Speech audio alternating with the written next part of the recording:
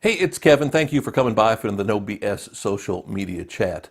The last couple of weeks, and over the course of the next couple of weeks, we're going to be putting our focus on some of the top social media sites, what I call the big four, the four sites that I really think you need to at least put some effort into, if not all your efforts into. And again, each use is individual. So while we've talked about Facebook and Instagram, we got two more to go. We've got YouTube coming up next week, and this week we're focusing on Twitter, one of the big four. But in all honesty, I think these days the least important of the big four, unless you're the president of the United States. And I think that's what's interesting about Twitter. Back when Twitter came out, man, you could build a following. You could build people to engage with, to be active with rapidly.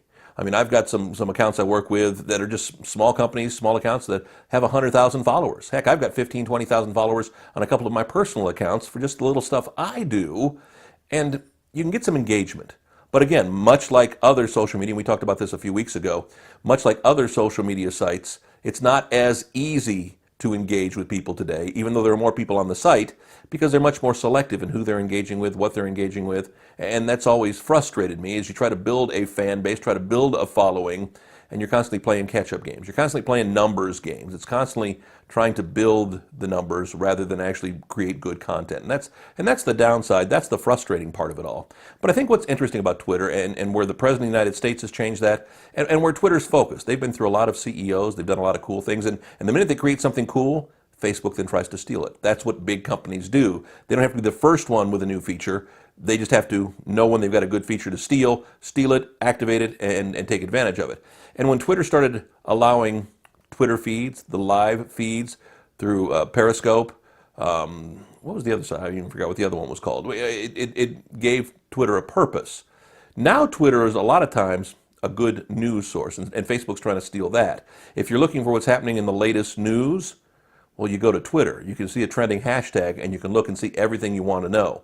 And that's the good and the bad about Twitter. Of course, with the president, it's very easy for him to tweet something at 3 o'clock in the morning, and by the time everybody wakes up at 6, they've got it, and it's right there, and they engage in it. So it's tough if you're a small business, especially if you're a small business, to find any use for Twitter. I would say have a page, try to keep it updated, try to use some of the content you use on other sites to use it on Twitter, but don't spend a lot of time on that. If you're a recording artist, if you're a media personality, well, you may engage in Twitter a little bit more, because here's the key with Twitter. You have to be active. You have to be one of those people, you know how everybody jokes that, I don't need to know what you're eating at all times. I don't need to know what you're thinking and feeling at all times. That's what Twitter's for. It's that top of mind. It's the running dialogue. It's almost like having somebody in the passenger seat next to you as you're driving down the road. Twitter can be used in that case, and that's where it's good. Because I've told people, if you're only posting once, twice, 3 times a day to Twitter, you're really not going to see any benefit out of it all because your tweets are so lost. It's amazing. I can post something on Twitter, hit refresh, and already it's 5th or 6th in my timeline because I'm following thousands of people in a matter of split seconds. And that's the hard part. Yes, they now allow important content to move to the top. They kind of figure out how you're using it with their algorithms. But at the same time, it's hard to game. It's hard to build traction unless you already have a built-in fan base. Now, it's one thing if you're looking to use it as a way to really be intimate with your friends, fans, followers, whatever you want to call them, they're Twitter followers in this case, then it's a great tool to use. If you have an agenda, if you're a polarizing personality like the president, it's a great tool to use. I think if you try to do the same thing on Facebook, it would get lost. So it's interesting to look at it for what it is, to look at it to how it works, and to see if it works for you. Again, I would have a Twitter presence, I would have a Twitter profile, but I wouldn't focus as much time on it today as I would 5 years ago. And it could change again. But again, unless you're news-based, unless you're top-of-the-mind awareness, unless you're involved in what's going on right this split second, then it's not going to be as big a tool for you to use anymore. In fact, I'm spending less time on Twitter now than I ever have before, other than looking for particular hashtags and things like that.